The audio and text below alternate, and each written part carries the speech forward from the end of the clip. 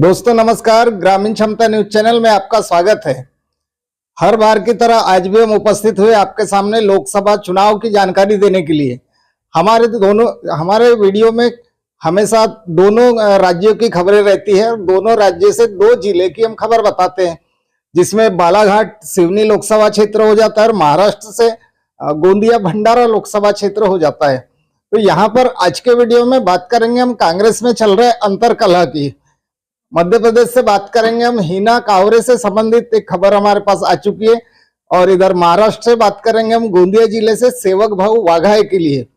दोस्तों वीडियो को लास्ट तक देखिए। हम इसका बालाघाट जिले का विश्लेषण आपको बताएंगे, और बालाघाट के साथों साथ हम गोंदिया भंडारा जिले की भी थोड़ी सी खबर आपको बताएंगे। क्योंकि गोंदिया जिले में जब टिकट वितरण के 2-3 दिन पूर्व हमारी बात हुई थी, जो शिवचंद गौतम जो गुरुजी है, जो जिला परिषद के टीचर है, उन्होंने अपने विचार व्यक्त किए थे कि हम लोकसभा का चुनाव लड़ेंगे। तो उसके लिए हमारे ग्रामीण क्षमता न्यूज चैनल की तरफ से जो हमारा ई पेपर निकलता है, तो ग्रामीण क्षमता ई पेपर में हमने गौतम गुरुजी चुनाव लड़ने की इच्छा जाहिर किया है, ये हमने खबर छापा था।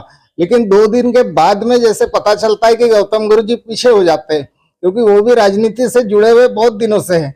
गांव के अपने ग्राम घिवारी के वो पूर्व उप सरपंच रह चुके हैं, और वर्तमान में अभी जिला परिषद रावणवाड़ी के पास आता है, गोंडी टोला के मुख्याध्यापक है। क्योंकि यदि वो चुनाव लड़ते इस बार, तो आज जनता का ये मानना है कि जो डॉक्टर प्रशांत पडोले, उनसे अच्छी काफी टक्कर वो बीजेपी को दे सकते थे। क्योंकि वो जाति से पवार समाज से आते हैं, और यहाँ पवार समाज की भी संख्या भरपूर है। क्योंकि अभी फिलहाल में 3 कुनबी यहाँ पर चुनाव लड़ रहे हैं। भाजपा के पूर्व सांसद सुनील मेंढे जी, जो भंडारा निवासी है, वो भी चुनाव लड़ रहे। फिर लाखनदूर के पास से हो जाते हैं, जो कांग्रेस से चुनाव लड़ रहे डॉक्टर प्रशांत पडोले।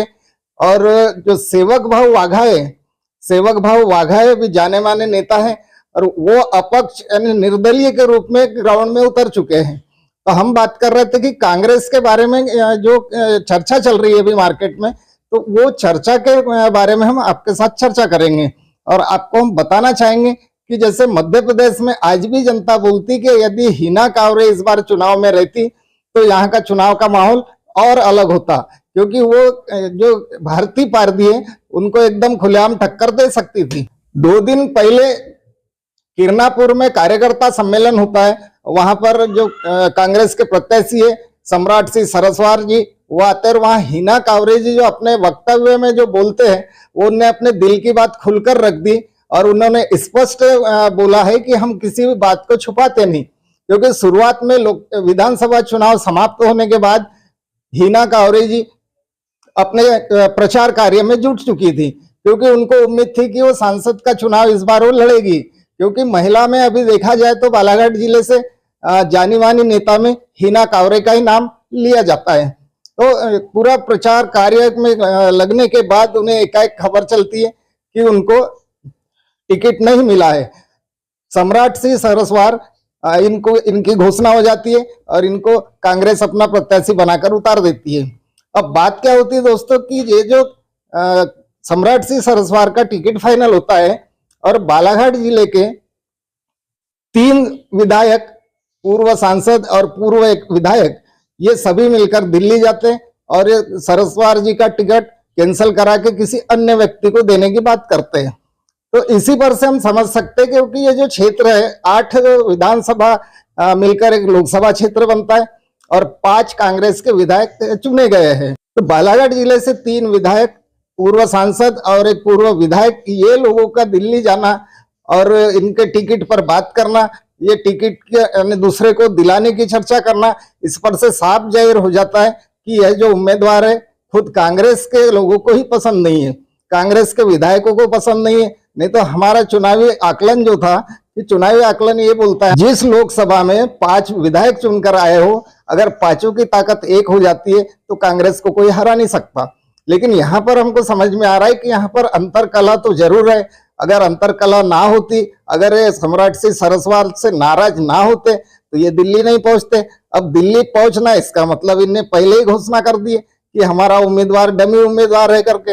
अब ऐसे उम्मीदवार पर जो दाव लगा रहे, क्या इनको जनता साथ देगी? जब विधायक लोगों के मन में कुछ है, तो ये तो शायद ही है कि यहाँ से कांग्रेस जीत पाए। अब कांग्रेस को, ये तो इधर से हो गई अंतरकलह की बात। अब कांग्रेस की ज्यादा से ज्यादा वोट काटने में तो कंकर मुजारे जी का हाथ रहेगा। अब जहां कंकर मुजारे जी खड़े हो जाते तो वहां पर फिर कांग्रेस की ऐसी हालत पतली हो जाती है। तो कंकर मुजारे जी का माहौल हर दिन एकदम बनते जा रहा है और लोगों का आकर्षण कंकर मुजारे जी की तरफ हो रहा है। क्योंकि कंकर मुजारे जी ने अभी ग्रामीण क्षेत्रों के जो साप्ताहिक बाजार होते हैं वहां जाकर के उन्हें एक नया अभियान छेड़ दिया है कि वोट भी दो और नोट भी दो। और लोग अभी नोट खुशी से दे रहे तो वोट क्यों ना देंगे, क्योंकि कंकर मुजारे जी को इसका मतलब पसंद कर रहे। क्योंकि कंकर मुजारे जी एक क्रांतिकारी नेता है और अनुभा मुंजारे जी ने भी जो बोला था उनके बारे में बहुत ही साफ और अच्छे शब्दों में बोला था कि ये क्रांतिकारी नेता है और इन्होंने जो जनता के लिए जो भी क्रांति लाया होगा, जो भी सेवा किए होंगे, तो उनको इसका फल मिलना चाहिए। क्योंकि इस बात में अनुभा मुंजारे जी ने भी अपना पति धर्म भी निभा लिया और अपने राजनीतिक जो करियर है तो राजनीतिक पार्टी का भी सम्मान रख लिया। तो अभी हम बात कर लेते हैं थोड़ी सी हमारा गोंदिया और भंडारा जिले की। यहाँ पर क्या होता है कि कुछ दिन पूर्व एक मीटिंग होती है जिसमें नाना भाऊ पडोले के उपस्थिति में मीटिंग लिया जाता है। तो वहां मीटिंग में सेवक भाऊ वाघाये जी पहुंच जाते हैं। तो सेवक भाऊ वाघाये जी पहुंचने पे नाना पडोले जी उन पर नाराज होते हैं। तो ये कुछ पेपर में भी आउट हुआ था और ये खबरें जन चर्चा के रूप में फैल चुकी है। तो सेवक भाऊ को मीटिंग में ना बैठने देना तो शायद सेवक भाऊ वाघाये के मन में थोड़ा सा कुछ खला होगा और इसके कारण उन्होंने देखा होगा कि मैं भी अपक्ष लड़ लेता हूँ। तो उन्होंने अपना निर्दलीय फार्म भर लिया है और निर्दलीय चुनाव लड़ने के लिए उनको चुनाव चिन्ह भी मिल चुका है, जो फ्रिज उनका एक चुनाव चिन्ह है। तो ये इस टाइप से तो यहाँ भी लग रहा है कि यहाँ भी कांग्रेस की आधी ताकत हो जाती है। यदि सेवक भाऊ अगर वोट लेते हैं तो कांग्रेस की वोट रहेगी और डॉक्टर प्रशांत पडोले जी जो वोट लेंगे वो भी कांग्रेस की रहेगी। तो यहाँ पर भाजपा सीधा भाजपा फायदे में नजर आ रही है। शिवचंद जी गौतम की जो तैयारी थी तो वो तैयारी इस बार से लोगों का मानना है कि शिवचंद गौतम जो टीचर है वो यदि गोंदिया से उम्मीदवार रहते तो इधर की पूरी वोट जो उनके पक्ष में जाती, क्योंकि उनको बहुत से समिति ने, संगठन ने समर्थन देना चालू कर दिया था। अभी सभी पार्टियां अपना प्रचार धीरे धीरे अब जोरों पर लाना शुरू कर दिया है, क्योंकि यहाँ के महाराष्ट्र के कांग्रेस पार्टी के जो अध्यक्ष हैं नाना भाऊ पडोले जी ने अपने जहां के प्रचार के दौरे निश्चित कर लिया है। इधर का अगर देखा जाए लास्ट पट्टा जो मध्य प्रदेश से लगा हुआ होता है बालाघाट जिले से, तो उनका शाम को रावनाड़ी का प्रोग्राम है, फिर दासगांव में लोगों के साथ मिलेंगे। इस प्रकार से उनने अपने कार्यक्रमों की सूची बना लिया है। उसी टाइप से भाजपा ने भी अपनी चुनावी रणनीति तैयार कर लिए हैं। अब 2019 में जो लोकसभा चुनाव होता है तो गोंदिया भंडारा जिले में भाजपा से चुनाव लड़ने वाले थे सुनील बाबूराव मेंढे। तो सुनील मेंढे जी को पिछले बार 6,50,243 वोट मिलते हैं, जबकि एनसीपी राष्ट्रवादी कांग्रेस से नाना पंचबुधे दूसरे क्रमांक पर रहते हैं और उनको 4,52,849 वोट मिलते हैं।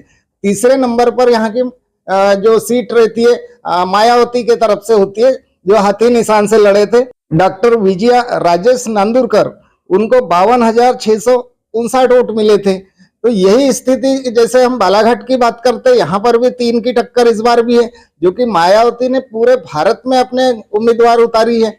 यानी अकेले दम पे चुनाव लड़ने के लिए पूरे भारत में अपने उम्मीदवारों की घोषणा कर देते और उम्मीदवारों को चुनावी रण में खड़े कर देती है।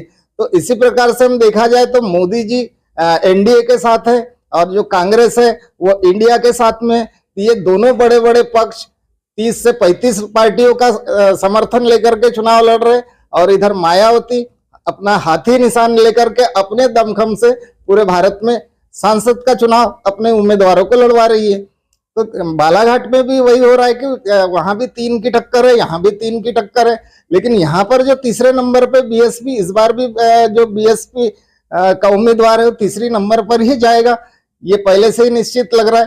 लेकिन बालाघाट में इसका उलटफेर हो रहा है कि वहां पर एक तो फर्स्ट नंबर पर कंकर मुजारे जी आ सकते हैं या तो सेकंड नंबर पर तो निश्चित ही आएंगे। तो यहाँ देखना ये होगा कि वहां पर भी भाजपा एकदम आसानी से चुनाव जीत रही है, क्योंकि कांग्रेस के उम्मीदवार को जो सपोर्ट कर रहे हैं ऐसा नहीं लग रहा है कि खुल के सपोर्ट हो रहा है या फिर कुछ मन में ठान के रखे बदले की भावना भी आ जाती है।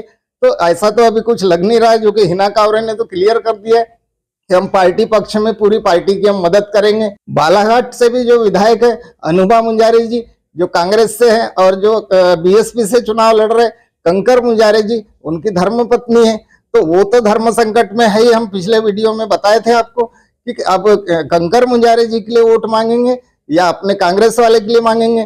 तो यहाँ पर भी सोचना पड़ेगा कि क्या अंदर से कुछ अलग ही राजनीति चल रही है और ऊपर ऊपर कुछ दिखावा चल रहा है, क्योंकि 5 लोगों का दिल्ली जाना, उस उम्मीदवार को योग्य न ठहराना, तो इस पर से भी थोड़ा सा जो जनता है थोड़ा शक जाहिर कर रही है। तो दोस्तों, अंत में मैं जो हमारे चल रहे गुप्त सर्वे के अनुसार मैं आपको एक जानकारी, एक रिपोर्ट दिखाना चाहूंगा कि जैसे गोंदिया बालाघाट का हमारा जो सर्वे हुआ है, जो गोपनीय सर्वे करते हैं हम, हमारे जो रिपोर्टर है हर क्षेत्र में जाकर के एक सर्वे बनाते हैं, तो यहाँ पर पता चला है कि यहाँ से भाजपा से सुनील मेंढे जी अपना चुनाव आसानी से निकाल रहे हैं। और बालाघाट सिवनी लोकसभा क्षेत्र की बात करें तो वहां का भी आकलन ऐसा बैठ रहा है कि वहां से सम्राट सिंह सरस्वार जी चुनाव निकाल रहे हैं, क्योंकि 5 विधायक और 5 विधायकों के जो वोट हैं, उतनी वोट अगर एक साथ इनको आ जाती है तो आसानी से सम्राट सिंह सरस्वार विजयी घोषित हो सकते हैं।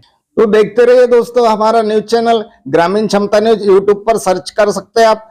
ग्रामीण क्षमता न्यूज आपको हर दिन का अपडेट, हर दिन की ताजा खबरें आपके सामने पेश करेगा। यदि आपने सब्सक्राइब नहीं किया है, यदि आप चाहते हैं कि हमारा वीडियो सबसे पहले आपके मोबाइल पर पहुंचे, आपके यूट्यूब में पहुंचे, तो आप चैनल को सब्सक्राइब कर सकते हैं ताकि आप हमारा वीडियो सबसे पहले देख सकते हैं। ग्रामीण क्षमता न्यूज चैनल से मैं दीपक कुथेकर, नमस्कार दोस्तों।